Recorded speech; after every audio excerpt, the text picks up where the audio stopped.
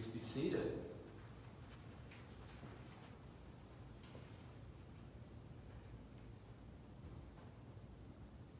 I was struck this week by the reading from Genesis and the story of Jacob. Now, we know Jacob's story, but let me just kind of give you a little bit of a refresher on this because I think it might help. Jacob is the second son of Isaac. We have Jacob and Esau. I mean, remember that biblical story, right? The ultimate in sibling rivalry, isn't it? Jacob and Esau couldn't be more different, and not modeling good parenting.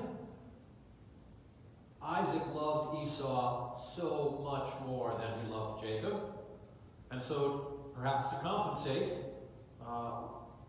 his wife Rebekah loved Jacob far more than she loved Esau. So you can imagine how much fun this relationship was starting out to be.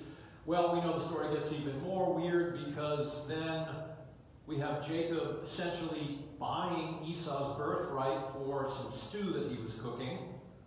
And then, as if that's not enough, when Isaac is getting ready to die and has lost much of his sight, we have Jacob, with his mom's help, by the way, tricking Dad into giving the blessing to Jacob rather than Esau. And if you haven't read that passage, read it. I mean, it's almost Monty Python-esque in terms of the lengths that they go to. He puts goat skin on his arms because Esau has hairy arms. It's kind of a fun story. And as you can imagine, Esau's not real happy about this. He swears revenge upon Jacob. When Isaac dies, basically it's like, I'm coming for you, brother. And so Mom doesn't like this, and she sends Jacob off to live with her brother Laban, off in a whole different land. And as you might imagine, given the family dynamic that we have, Laban says, great, come on in, Jacob, and then proceeds to cheat Jacob. Jacob falls in love with his daughter Rachel, and he says, fine, work for me for 7 years, and you can marry Rachel. Works for 7 years. They have a grand and glorious wedding. Of course, they have the veil, and so he's not quite sure who he's marrying. Next morning, he wakes up and finds he's not married to Rachel. He's married to her older sister, Leah. Oops. And so he goes and talks to Laban, and Laban's like, oh yeah, I meant to talk to you about that. See, in our country, the oldest daughter has to marry first, so first you had to marry Leah, but if you work for another 7 years, you can have Rachel too. I kind of like the symmetry there of, Jacob, the cheater, being cheated. But in typical fashion, it goes on again because Jacob then returns the favor by basically cheating Laban out of most of his wealth, and then has to beat feet, and well, anyway, it's a thing. It is enough, my friends, to keep a good psychiatrist busy and wealthy for many years. And by the way, you think your family has problems? And these are the biblical patriarchs. So once he cheats Laban out of most of his herds, he does finally hear a voice from God that says, okay, it's time to go back to Canaan. And this scares Jacob because he now has to face the consequences of his duplicity. Because who's waiting for him back in Canaan? Esau. Esau, his brother, who he hasn't seen for many a year, who he cheated out of the birthright. And so Jacob is in great fear. And as many people will do, he tries to buy his brother off by giving him gifts. He sends off delegations with slaves and with herds to try to curry favor with his brother. In fact, he is willing to give up all of his wealth just to try to escape the wrath of his brother. Not because he thinks his brother's a bad guy, but because he knows exactly how wrong he was. Finally, in desperation, as they're getting closer and closer, he sends his wives and his children across the river while he stays on the other side alone and spends the night. This is Jacob's dark night of the soul. And he finds himself wrestling with a stranger for the entire night. Now, you might ask me, well, is that a literal thing, Rick, or is it just sort of metaphorical? Was he struggling in his mind in wrestling, or was he really physically wrestling? I guess I'll answer your question with a question. Does it really matter? Because I don't think it does. Whether it was physical or metaphorical, he had a lot to wrestle with, didn't he? For Jacob had done a lot of bad stuff. He's wrestling, some scholars think with God, some think with an angel, some think with a demon. There was a whole concept of river demons back then. Not river dance, river demons. But the reality is, yeah, exactly. Joseph's doing the river dance. I wish I had the camera turned around, folks, because you missed that one. That was pretty good. Joseph Flatley. Whether it was literal or metaphorical, what Joseph was really doing was wrestling with his own conscience, but even more than that, he was wrestling with God. Now think about who Jacob is, right? He had been paying lip service to all of his life to the idea of God, while at the same time desperately trying to keep God out of his life. Does that sound familiar to anybody? So far in Jacob's life, he had relied pretty much on his own wits and largely on his own willingness to cheat and steal to get what he wants. Well, you got to keep God away from that. So Jacob is really wrestling not so much with a human being, but with himself and with God in an effort to say, God, you don't want to see this, God. Stay away from this, because this part of me you can't see. This is the part I don't want you to see, God. How's that work out for anybody? Not terribly well, right?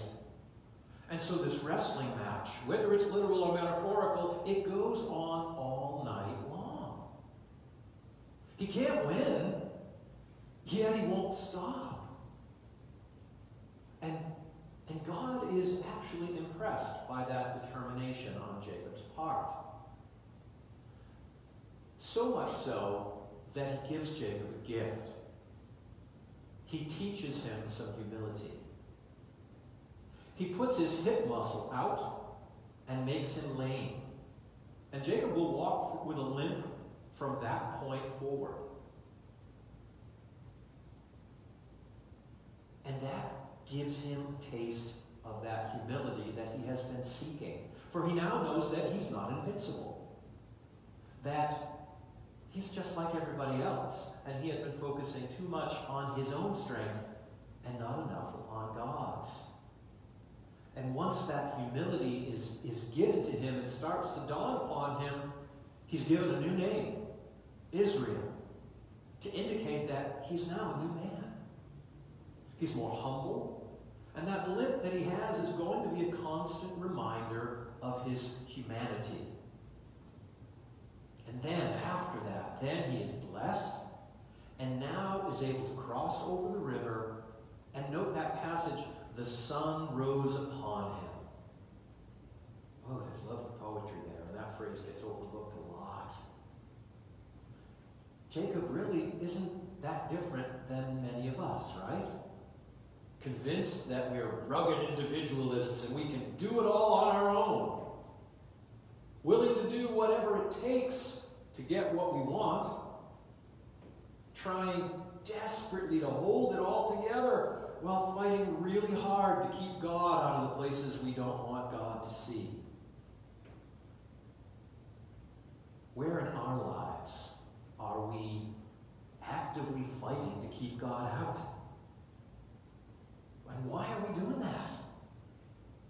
We know that's not possible. And yet, I don't know about you, but I try to do that. There are parts of me that I really don't want God to see. And yet, when you stop and think about it, you know that God indeed does. And here's the kicker. God loves you anyway. Oh, that just gives you goosebumps, but it also gives you a little bit of shame, doesn't it? How could God love even those parts of you? He does. Because even those parts of you are who you are. God made you, and God loves you.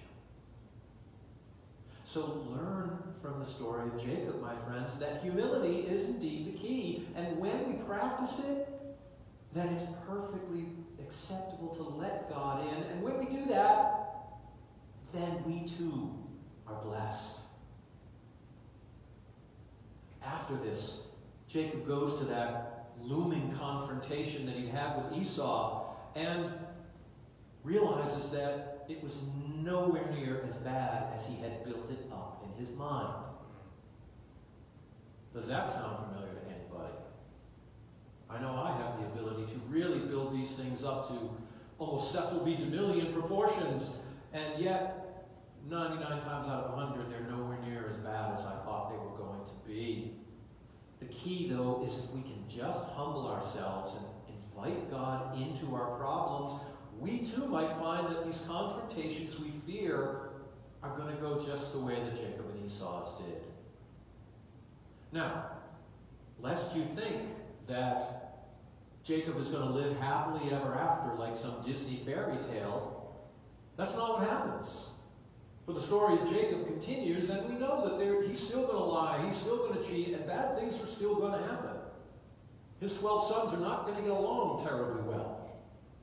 The 12 tribes of Israel are going to be problematic. But for that brief moment, having demonstrated some humility and some humanity, the sun shines upon Jacob, and he is helped through his present problem. He did get the peace of mind he needed to get through that day. And isn't that enough?